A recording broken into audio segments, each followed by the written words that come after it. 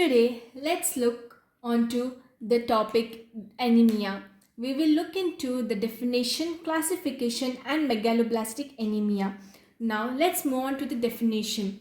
It is the reduced hemoglobin concentration in the blood below the lower limit of the normal range for the age and sex of an individual. Hope you have understood this. So, which means that the hemoglobin, when we do the test, when it's below the normal level, it causes anemia.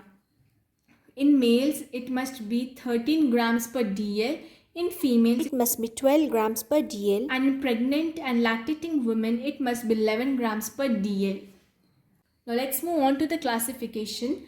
Based on the pathophysiology, the first one is anemia due to the increased blood loss, that is acute and chronic anemia, due to impaired red cell production, that is cytoplasmic maturation defect, nuclear maturation defect, defect in stem cell differentiation, bone marrow infiltration, congenital anemia, due to increased destruction, that is extrinsic and intrinsic. Depending on the morphology, it is microcytic hypochromic anemia, normocytic normochromic anemia and macrocytic normochromic anemia.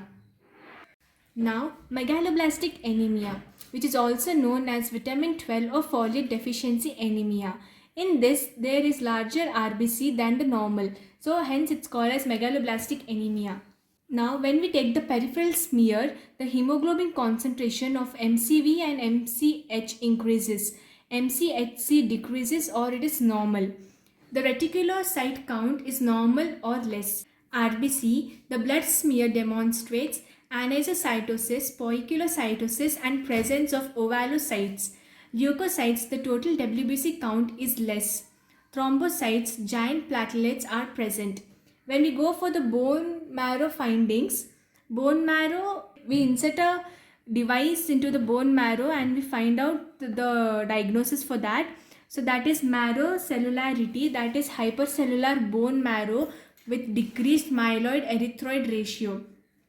Erythropoiesis, erythroid hyperplasia and abnormal mitosis is seen. Marrow iron, that is increase in number and size of ferrous granules.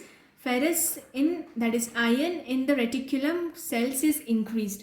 That's all about the anemia. Thank you.